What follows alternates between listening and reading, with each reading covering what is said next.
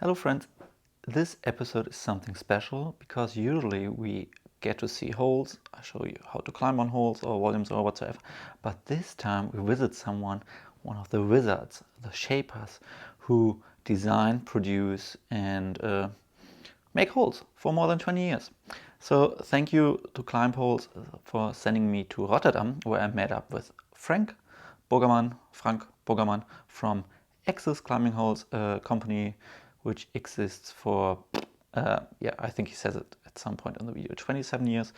Anyway, as a kid I already climbed on that stuff and I still love climbing on that stuff. In my gym we still have like all the old shapes and there's new stuff coming as well. And he will show us a sneak peek into his workshop. I asked him a lot of questions, how to shape, about inspiration and whatsoever. And you will see some of the holes of the future and of the past. So, and you can order all that stuff again from everywhere around the world on the climbholes.com homepage. And if you have any questions about access, hole shaping, volume making, anything climbing related, put them down here. Bye, enjoy. Welcome, Niki. Welcome to the magic world of access and the climbing wall surface. Since when do you have access, or like when? We have access like the climbing hole brand since '97, so it's 27 years. And 10 years now we also do the climbing wall surface for all the Dutch bouldering and lead gyms. We sell holds, we sell shoes, we sell brushes, we sell cleaning materials. If you want it, we sell it. And this is the workplace. This is the office upstairs. We have a little bit of stock here with a lot of holds, climb hold brands. We have a lot of other brands as well. Always have some down climbers on stock. It's the most important climbing hold. And we also do a refurbishing service for older climbing holds that are completely worn down, smooth polyurethane holds. We can give them a new life. This is an older one from the magic polyurethane of Spain. Everybody knows it. It's cheap and now it's forever good. It's nice. It's still halfway in the process, so it needs to be finished. We have bolts, we have climbing hold cleaner, we have everything a bouldering gym needs. Where did you learn that? I never learned anything. It's a natural thing. I don't know. It's not there's no school for this. You just go along and just start a whole brand and then you start a climbing wall company, or like everybody else just starting a bouldering gym. There's no way you know how it is or how it should be. You just go, and I think we're in a lucky business that for now it's going really well for all of us, so it's good. It's interesting. And then we go along a little bit further down the road. And this is where the shaping happens. This is where we make new holds, we make new ideas. There's a lot of stuff on the shelf right now. We're doing some new lines already for next year. For this year we had the whole fin range coming out at the Holes and Walls. That was the major line for 24. You can see here some of the fins, they didn't make it. It was so sad, but he didn't make the cut. It's okay, it's going to be chopped up in some smaller ones, or we're going to make a big pinch out of it, or at some point it's just going to disappear. It's fine as well. And for next year, there are already some ideas and some ranges that are going to be continued. So it's there's always an ongoing process. You said for next year, it's like a new range, like every year? Or? No, maybe like the fins was really a new range. It was a little bit inspired by the classic range set. The big flaps. I was a small set of 5 holds that were super positive. Mm-hmm. And I thought, okay, this is a good idea to expand a little. So we're gonna take that one out of the classic range and do the whole fin range. I think for this year it's going to be more one of the ranges like the discs. It's going to be extended in a big way. We have the 8 ones from the old days. We have the bigger ones from the fiberglass macro range, and now we're going to do some smaller in between disc shapes with edges. They're going to be shapes with some slopey stuff, or almost like crimpy edges, or slopey ones. This is quite slopey, and like this, it's quite positive, almost a little bit in cut. Looking back, like you said, like this is, for example, the fins and the discs now are kind of like an extension, or now they become a range. Yeah. But like when you started shaping, like a lot of like the original older Axis ones are sometimes like 8 of a kind, then 4 of a kind. Yeah. I think in the old days it was not so much shaping with a whole range in mind, but just smaller sets that fit together, maybe 5 or 10 holes, and then you just had another idea. And nowadays, maybe a little bit of a fashion thing, or it's nice to set with a whole range of holes that have almost all the grip options within a range. Not all, but quite a large range of grip options within the fins, so you can set a whole problem with a certain kind of look and feel to the climbing hold. But of course, you can mix everything up. It's all, especially with one brand, I think especially also with Axis, you can take a lot of easy riders with a lot of organic holds and mix them up with some classic holds and still have a beautiful route or a boulder problem. It doesn't need to be all one range kind of hold type. And as an evolution, as a shaper, is it like more freedom, or is it like repetitive because you're like, okay, one fin, now I do like 70 more? It sounds like it's an easy thing to do, 70 more, and then after 30 you think, okay, I'm now doing the same thing over and over again. So it's not easy. If you really going to, especially with the discs, it's going to be quite limited because it's always going to be a disc-like shape, and then you need to be careful not to have disc-like shapes with easy rider jugs inside of it. It needs to be its own character and its own grip option type of hold. But at some point, I think all the grip options are done. So we need to make sure that it looks nice, it looks a little bit different. Not only jugs, not only very straight edges, because they are going to look the same, but just some slightly different approaches to the overall shape, and then in the overall shape you have a kind of grip option inside it, and then just make a whole range. I think there's going to be about 50 new discs for 25. Okay. Maybe we start with the discs. You wait there, because I've discovered that you have like some of the OG. The 1217s. So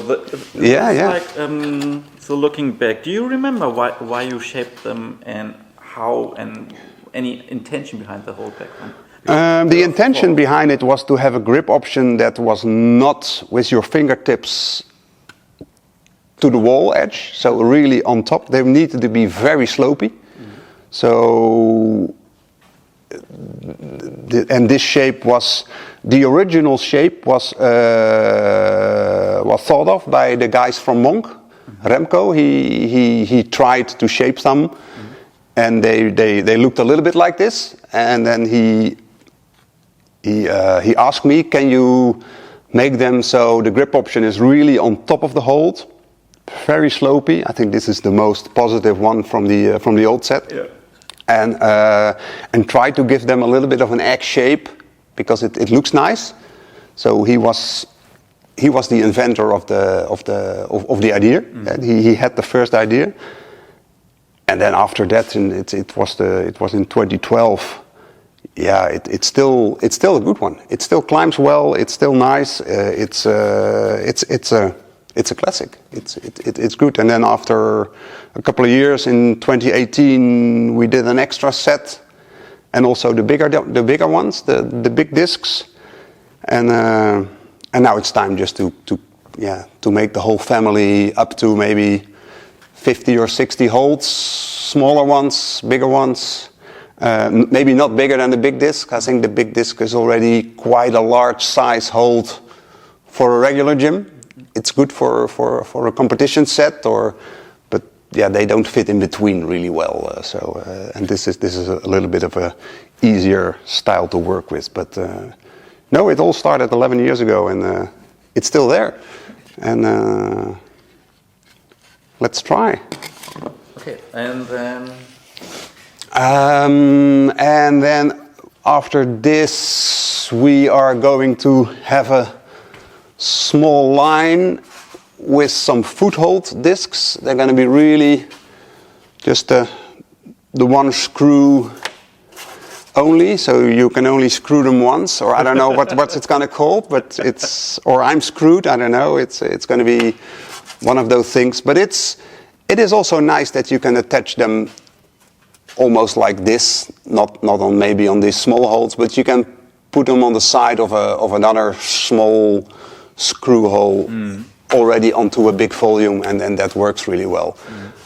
So this is a little bit bigger, all kind of eggy shaped, disc-like, some very positive super footholds, or of course always hand holds, of course, and but also very slopey. Just very difficult to stand on. You can turn and they will just do whatever you want to do.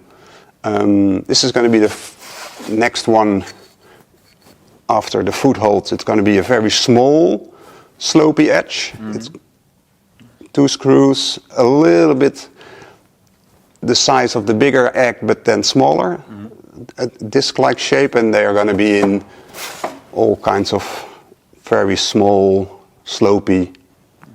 It's not going to be used in a 45-degree wall. It's all very slabby, vertical kind of hold. And, do you look like, do you have problems with inspiration? Like? No, totally not. No, I can just go, especially if you have a little bit of a range in mind, then it's just easy to extend it. At some point you need to make sure that you're not continue the same shape all over and over again. But within this range, it's easy to make 50, 60, 70 holds, all a little bit different. But because they all have the same basic shape, it's very nice that they all fit together as a family. That's good. And after these smaller ones, we're gonna do a range with some edges. Some sharper stuff, and this is a little bit inspired on a set from 2014. I think maybe some people will know the big droplets. They all had a little bit of a pointy top, and there were 7 from very slopey but also very crimpy, very small. One was like really kind of like sharp in-cut pocket, like not like sharp. Yeah, sharp in-cut pocket, or really very small. Like this, it's going to be tiny edge, smeary, and the bigger. Let's see. This is almost like the bigger pocket, quite in-cut, good positive, and it's going to be screw-on only, and we're going to reduce it so it's for a polyester hold. It's still very light. It's good.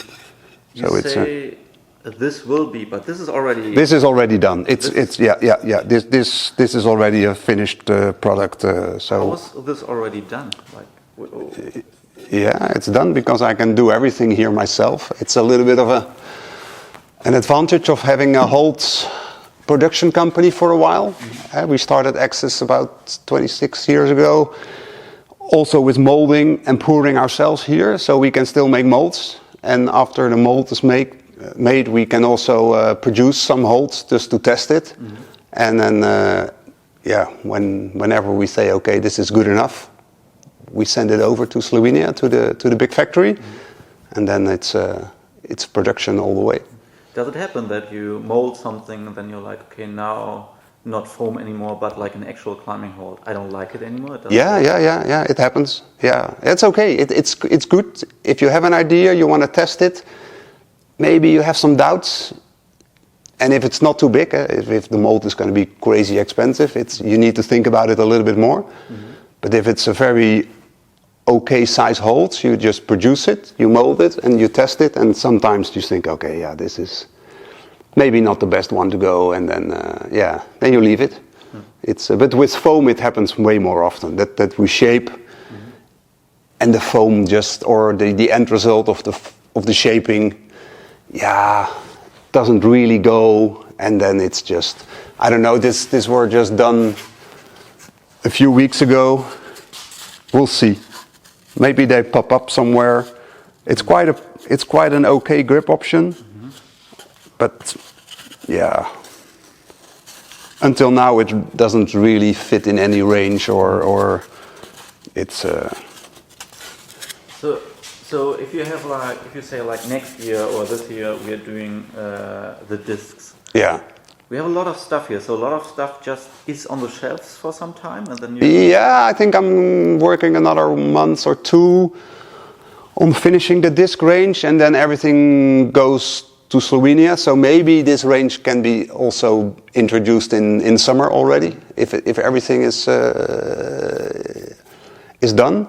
And otherwise, we just take the time to make all the pictures and maybe some commercial videos and some content, and everything will be ready at Holes and Walls. And the other stuff is just like lying around, and sometimes you go back to it? Or? Yeah. We have some things that are still in between. We have some big pinches for next year, and this line was already, I think, in the making last year a little bit.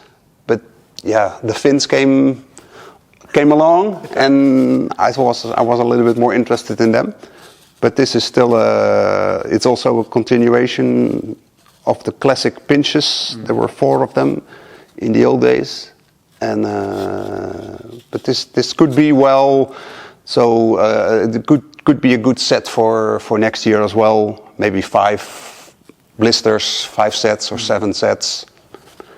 Not too many holds. Pinches. We don't need 50 pinches, but a good range of 20 pinches would be nice. And they go easy when you run a set with them. They go easy with the Easy Riders or with the organic range, or just so it's. When I take a look at all the Axis holes you shaped, I think I know most of them. Yeah. And except for the old granite attempt, everything is pretty smooth. It's always like that. Yeah. That's I think it's my hand of shaping. It's my way to produce a shape out of a piece of foam, and I like to climb on a little bit of a smooth surface, and I like the look of it. It's also just it's the way some things just look when it's like this. This has a little bit of an extra line, so it's already a lot for a climbing hole shape of Axis that it has one extra line on top of it, so it looks a little bit different with the lighting. So but I think all the brands, they have a little bit of all the shapers. You can see it with the guys from Flathold or Reini. They all have a little bit of a signature in their shapes and in all their holds. I think if you show somebody some holds from let's say Bluestone, they all have a kind of signature in it. So it's all shaped by Lloyd, or Alarcia from Lapis. It's all done, and we can copy it a little. Yeah, it's always going to be a copy, and it's always better to do the real thing.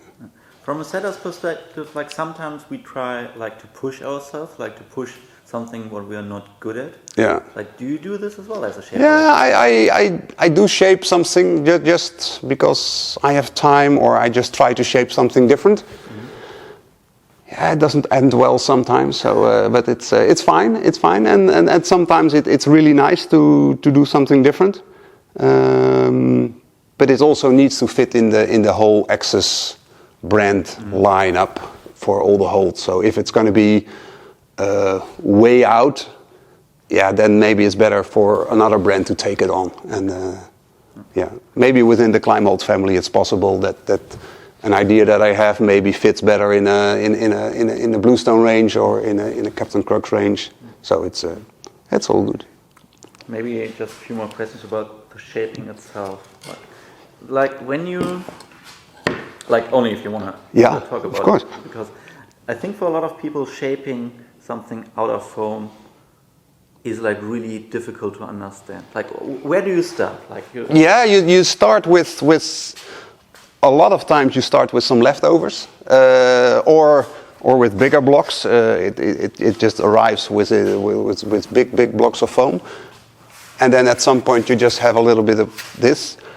But you need to have a little bit of an idea first. This is still one of the pre-cuts from the range that we shaped with all the pinches.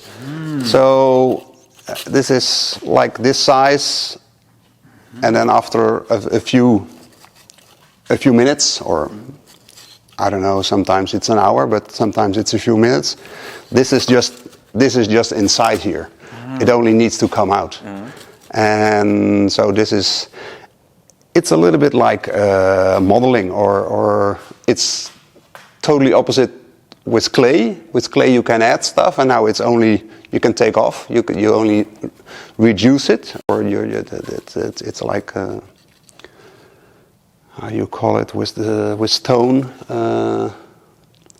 Töpfer. No. If you it's like a big block of marble. It's just it's like you chip away. Yeah. You chip away, and then at some point you think, okay, now I chipped enough, and then you need to be careful that it's not too much. And but it's but you need to have some rough ideas first. Maybe do some sketches, or you just some rough foam exercises to see what's really on the table, or what you really want to shape. And and then you need a new block of foam if you want to have a bigger one, or cut it in half and just start with two smaller pinches. It's all good. And then we have a lot of tools to do it with. I like my machining as well. I have a lot of sanding and big. I also like to work with this as well. Okay. It's good. It's quick. But in the end, you need all the small tools everybody uses, like Got shaped. Okay. All the. Yeah, the captain is always like the captain found like one sponge he really loves. Yeah. He has a knife and a spoon, and that's it. Yeah. But the captain is the captain. Yeah. He is special. So that now I like if it cuts, if it's sands, it's good to go. But a lot of times you're using one or two or three things to shape, and then that's fine. But like, can you roughly, like, for example, say like, how long, for example, did you on this one? Like, how long do you cut, and when do you like start doing the fine stuff, or is it?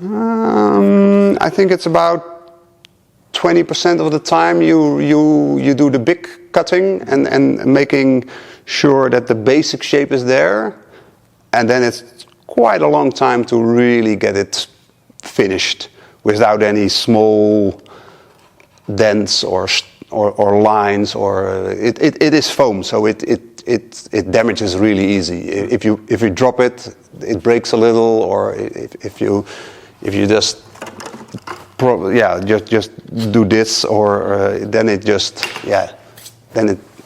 you have to reduce it again a little. It always, so it's about another 50-60% of finishing, and then at some point you need to say, okay, this is okay, and then you need to do the attachment holes, the screw holes, and the logo needs to go on, and then the final touch, just the last 5%, and then it's good to go, and then it's like maybe this is a finished product.